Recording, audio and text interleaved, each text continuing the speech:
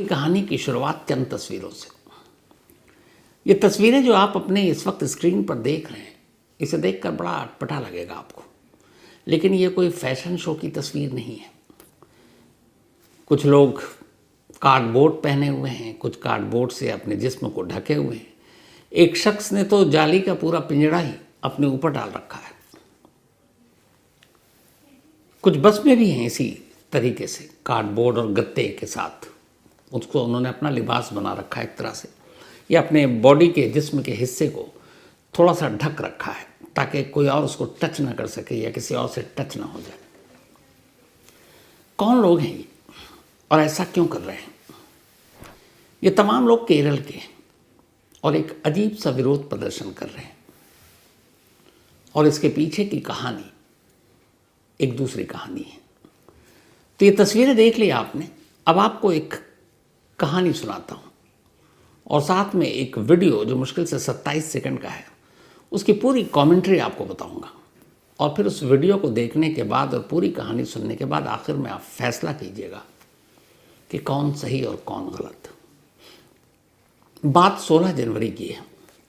केरल के कोझिकोड में दीपक नाम का एक शख्स रहा करता था। उम्र 42 साल, घर में माँ बाप का इकलौता बेटा, शादी हो चुकी पत्नी और एक बच्चा। दीपक एक टेक्सटाइल होलसेल कंपनी में सेल्स एग्जीक्यूटिव था। 16 जनवरी की बात है। 16 जनवरी को वो अपने ऑफिस के काम से कहीं बाहर गया और फिर वापस अब कोझिकोड लौट रहा था एक बस में। बस काफ़ी खचाखच भरी हुई थी, भीड़ थी। जितने लोग सीट पे बैठे थे लगभग उतने ही लोग बस में खड़े हुए भी सफ़र कर रहे थे, और उन्हीं खड़े लोगों में एक दीपक था। उसे कोझिकोड जाना था। बस चल रही है। अब चूंकि बस चल रही है तो चलती बस में गड्ढे भी हैं, सड़क ऊबड़ खाबड़ भी है, तो अमूमन जो लोग बस में खड़े होते हैं, आप देखते होंगे कि बस के हिलने के साथ उनका जिस्म भी हिलता डुलता रहता है, जो खड़े मुसाफिर होते हैं। तो यहाँ से इस कहानी की शुरुआत होती है। 16 जनवरी जो दीपक है वो इस बस में सवार हो चुका है। उसके हाथ में शायद एक छोटा सा बैग है। अब यहाँ से हमारा वीडियो शुरू होता है। अब इस वीडियो को आप देखिए और सिर्फ मेरी आवाज़ सुनिए। पूरे स्क्रीन पर इस वक्त आपकी अब ये वीडियो है। अब इस वीडियो में आप देखेंगे तो सबसे आगे एक शख्स खड़ा है, घनी मूछें हैं, इसके अलावा चश्मा लगाए है और सफ़ेद प्रिंटेड शर्ट पहने हुआ है। दीपक के ठीक पीछे सर पे कोई स्कार्फ या दुपट्टा डाले एक लड़की खड़ी है, और उस लड़की के ठीक पीछे एक और लड़की है जो फ़ोन पर किसी से बात कर रही है। दीपक लगातार या तो अपनी बाईं यानी लेफ्ट की तरफ देख रहा है और या फिर आगे की तरफ देख रहा है। वो अभी तक पलट कर देखा ही नहीं कि उसके पीछे कौन है।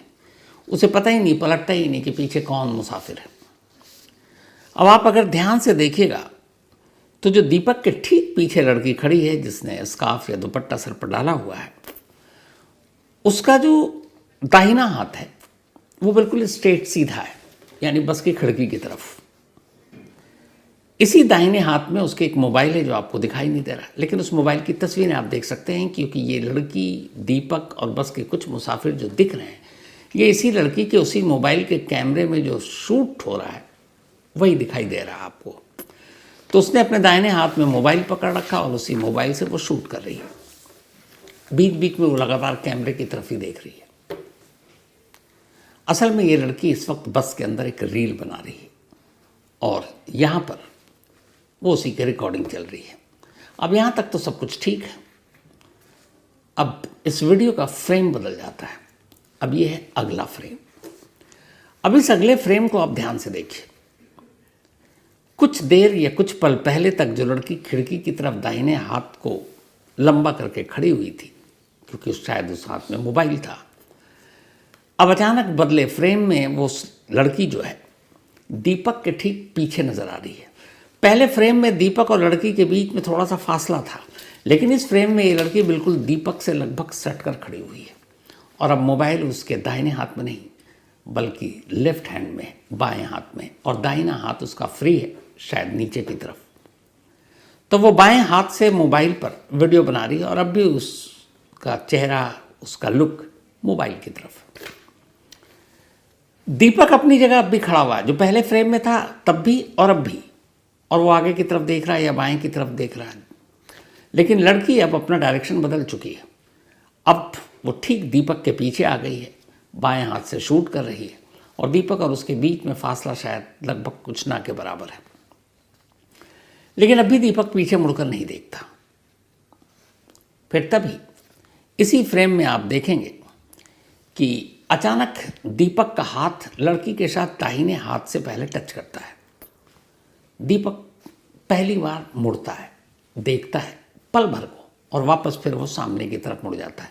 और इसी दौरान में बस हिचकोले खा रही है, लोग मुसाफिर हिल डुल रहे हैं, और जब वो टच किया हाथ, उसके बाद शायद बैलेंस या जो भी आप कहें, फिर दीपक का हाथ उस लड़की के जिस्म के किसी हिस्से से टकराता है, और फिर लड़की थोड़ा सा पीछे की तरफ या तो गिरने लगती है।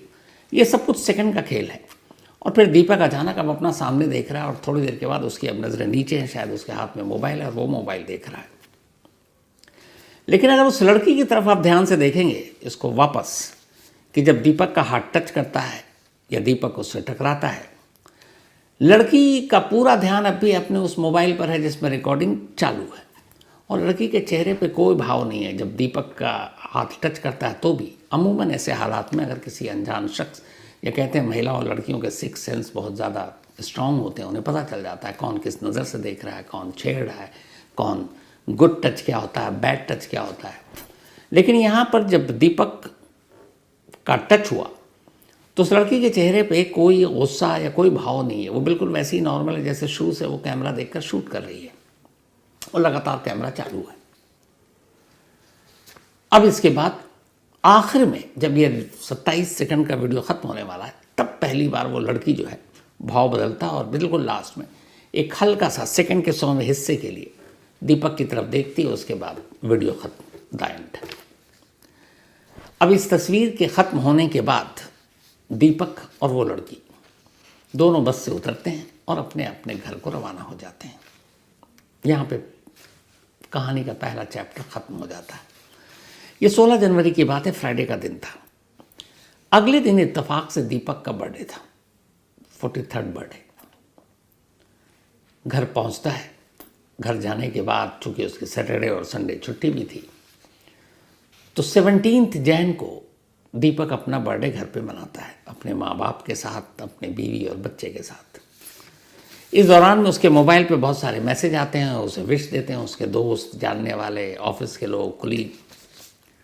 और तभी उसी विशेष के बीच में अचानक दीपक देखता है कि सोशल मीडिया पे एक वीडियो है, और उस वीडियो में वो जो कुछ देखता है वो परेशान हो जाता है। ये वीडियो एक दिन पहले का बस में यही वीडियो था जो आपको मैंने अभी दिखाया 27 सेकंड का, और उस वीडियो के साथ पोस्ट और ढेरों कमेंट्स। और उस वीडियो में लिखा था कि कैसे पब्लिक प्लेसेस पर, पब्लिक ट्रांसपोर्ट में लोग जानबूझकर लड़कियों को, महिलाओं को गंदी सोच और निगाहों के साथ टच करते हैं। अब जैसे ही ये वीडियो देखा, दीपक घबराता है। इतने देर में उसके दोस्तों का फ़ोन, कुछ दोस्त उसे वही वीडियो भेज रहे हैं व्हाट्सएप पे, अब सोशल मीडिया से उठाकर, कह रहे हैं ये क्या है। दीपक घबरा गया। उसने कहा ये तो कुछ नहीं। बोला मैं भी जानता हूँ, उस वीडियो में साफ दिख रहा है कि तुमने कोई ऐसी हरकत नहीं की, लेकिन ये तो बहुत तेज़ी से वायरल हो रहा है। शाम होते होते ठीक बर्थडे के दिन इस वीडियो को लगभग 2 मिलियन व्यूज़ मिल चुका था, 20 लाख लोग देख चुके थे, और उसमें तमाम कमेंट्स थे। लेकिन अच्छी चीज़ ये थी कि जिन लोगों ने भी वीडियो देखा उनमें से एक बड़ी तादाद उन लोगों की थी जो दीपक का सपोर्ट कर रहे थे कि इस वीडियो में कहीं से भी दीपक इस तरह का व्यवहार करते हुए नहीं दिखाई दे रहा कि उस लड़की को जानबूझकर वो टच करने की कोशिश कर रहा है, क्योंकि वो पूरे दौरान में कभी मुड़ के देखता नहीं है, अपने में उलझा, आगे देख रहा, बाएं देख रहा है, बस हिल डुल रही है, उसकी वजह से पैसेंजर हिल रहे हैं, और एक टच करता है उसका हाथ या कोहनी, फिर वो फ़ौरन अलर्ट होता है, फिर आगे देखता है। लेकिन लड़की इस पूरे दौरान लगातार सिर्फ कैमरे को देख रही है और उसके चेहरे पे कोई भाव नहीं है। दीपक के दोस्त कहते हैं तू घबरा मत। वो कहता है इससे तो मेरी बहुत बेइज्जती हो रही है। कहता है कुछ नहीं है, तूने कुछ नहीं किया, तो इसलिए तू बेफिक्र रहे। दीपक सुनता रहता है। जन्मदिन का दिन है। शाम से रात होती है, सैटरडे 17 जनवरी। रात होने के बाद सब अपने अपने रूम में चले जाते हैं खाना खाकर। उस रात दीपक अपने अलग कमरे में सोता है, पत्नी के पास नहीं जाता। रात बीतती है, सुबह होती है, सब ब्रेकफास्ट टेबल पर अब दीपक का इंतज़ार कर रहे हैं। दीपक दरवाज़ा नहीं खोल रहा है, आवाज़ देते हैं, नहीं खुलता। फिर आखिरकार दरवाज़ा तोड़ा जाता है। अंदर दीपक मुर्दा पड़ा था। 20 लाख वाली ये व्यूज़ एक रील, इसने दीपक की जान ले ली। जैसे ये सब कुछ देखा, सैटरडे को पूरे घर को पता था। दीपक ने अपने पेरेंट्स से भी शेयर किया, वाइफ से भी शेयर किया, ये मेरी बेइज्जती हो रही है। एक शरीफ और इज्जतदार इंसान से आप सब कुछ छीन लो, वो फिर भी जी लेता है। लेकिन अगर एक शरीफ इंसान से आप अगर उसकी इज्जत छीन लेते हैं तो वो जीते जी मर जाता है। दीपक ने वही किया। हालांकि बार बार कहता हूँ कि इस तरीके से जान देना कभी भी सही नहीं है। लड़ना चाहिए, हालात से मुकाबला करना चाहिए। लेकिन दीपक ने आसान रास्ता चुना, वो सामने ही नहीं कर पाया। माँ बाप को पूरी कहानी पता थी। माँ रोते हुए थाने पहुंची, जाकर पुलिस को बताया। पुलिस ने कंप्लेंट लिखी, जांच शुरू हुई। जांच शुरू होने के बाद पुलिस उस लड़की तक पहुंची और फिर उस लड़की को गिरफ्तार किया। केस बना खुदकुशी के लिए उकसाने का। लेकिन अभी तक जिस लड़की का ये 27 सेकंड का वीडियो और उस पर लिखे हुए उसके सारे पोस्ट वायरल हो रहे थे, अब दीपक की मौत पूरे केरल में वायरल होने लगी। जब दीपक की मौत की खबर आई और बताया गया, लोगों को पता चला कि इस एक वीडियो की वजह से दीपक की जान गई, लोगों ने अब उस वीडियो को ध्यान से देखना शुरू किया। अब हर एक की हमदर्दी और सिंपैथी दीपक के साथ थी, क्योंकि वीडियो देखने के बाद हर एक को लगा कि नहीं, दीपक सोशल मीडिया की इस रील का शिकार हो गया। लोगों को गुस्सा आया। गुस्से में उन्होंने केरल में जगह जगह धरना प्रदर्शन शुरू कर दिया। और ये जो पहली शुरू की तस्वीर आपको दिखाई दी, जो कार्डबोर्ड, जो गत्ते, जो जाली का पिंजरा पहनकर लोग बल्कि बसों में बैठने लगे कि शायद क्या पता कल को कोई लड़की ये कह दे कि टच किया और कोई रील बन जाए। खबर तो ये भी आ रही कि केरल की कुछ बसों में अब ये कहा गया कि कोई भी रील मोबाइल ऑन नहीं करेगा, रील नहीं बनाएगा। तो अब ये विरोध प्रदर्शन चल रहा है। पुलिस ने उस लड़की को गिरफ्तार भी कर लिया है। अब सवाल ये है कि आखिर ये लड़की कौन है और जिस तरीके से ये वीडियो बनाया उसका मकसद क्या था। तो अब इस लड़की की कहानी, इस लड़की का नाम है शिमजिथा मुस्तफ़ा। शिमजिथा मुस्तफ़ा केरल की ही रहने वाली है। ये पहले एक पंचायत की मेंबर थी। महिलाओं के हक के लिए आवाज़ उठाने की अपने आप को एक्टिविस्ट भी बताती है। शिमजिथा मुस्तफ़ा को रील बनाने का भी शौक है। सोशल मीडिया पर अपने उसके अकाउंट्स हैं। 16 जनवरी की दोपहर उस बस में वो रील बना रही थी और रील बनाने का उसका मकसद और इंटेंशन ये था कि ये दिखाना कि पब्लिक ट्रांसपोर्ट, पब्लिक प्लेसेस पे कैसे कुछ लोग लड़कियों या महिलाओं को गलत अंदाज में टच करते हैं, यानी उन्हें छूते हैं। अब उसने बना तो लिया। बनाने के बाद उसने सोशल मीडिया पे डाल दिया। सोशल मीडिया पे कमेंट्स आए, लेकिन ज़्यादातर लोग, बहुत सारे लोग थे जो शिमजिथा के कहने लगे कि हाँ ऐसे लोग होते हैं। लेकिन वीडियो देखने के बाद एक बड़ी तादाद इसके ख़िलाफ़ हो गई। उन्होंने कहा कि इसमें तो दीपक का कोई कसूर नहीं है और तुमने उसे बदनाम कर दिया। लेकिन तब तक दीपक ठीक था। जैसे ही दीपक की मौत की खबर आई, अब पूरा गुस्सा सोशल मीडिया पर उतरने लगा। शिमजिथा के खिलाफ आवाज़ उठी। पुलिस ने मामला दर्ज किया, अबेटमेंट ऑफ सुसाइड का, खुदकुशी के लिए उकसाने का, और जेल भेज दिया। हालांकि दूसरा फैक्ट ये भी है, मैं पहले भी आपको बता चुका हूँ कि हमारे देश में आज तक एक भी अबेटमेंट ऑफ सुसाइड यानी खुदकुशी के लिए उकसाने के मामले में किसी को सज़ा नहीं हुई। इसमें हो गई कि नहीं पता नहीं। खैर, जब पहली बार 16 जनवरी को ये वीडियो शूट किया बस में, उसी दिन शाम को ही शिमजिथा ने इसको अपने सोशल अकाउंट पर डाल दिया था मीडिया पर। डालने के बाद बहुत सारे लोगों ने कहा कि लेकिन तुम्हारी तस्वीर देखकर लग नहीं रहा है कि ये आदमी तुम्हें गलत इंटेंशन से छू रहा था, ऐसा लग रहा है कि जैसे वो बस हिल जुल रही है, वो आगे देख रहा, पलट कर कभी देखा भी नहीं कि उसके पीछे लड़की है लड़का है, और शायद हाथ उसका लग गया, लेकिन इंटेंशन कहीं से क्लियर नहीं होता इस वीडियो में।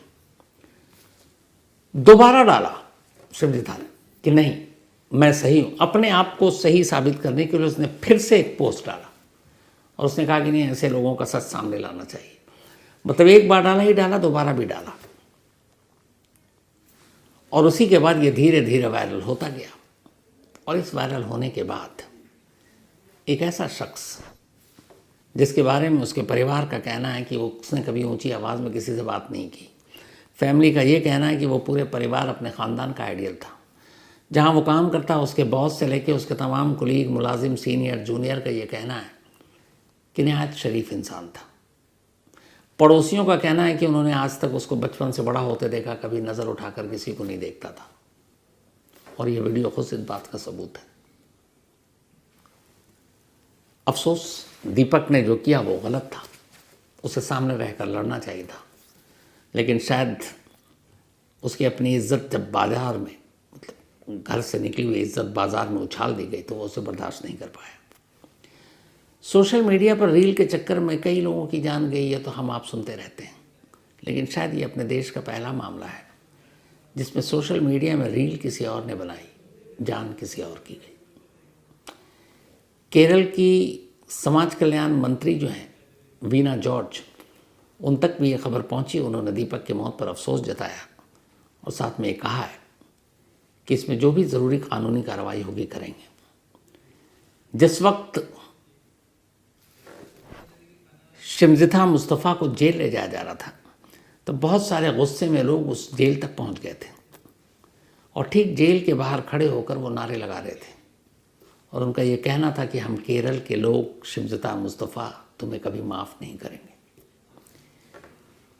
ये वो जेल जाने से ठीक पहले की तस्वीर है जिसमें लोग गुस्से में ये कह रहे हैं, आप भी सुनिए।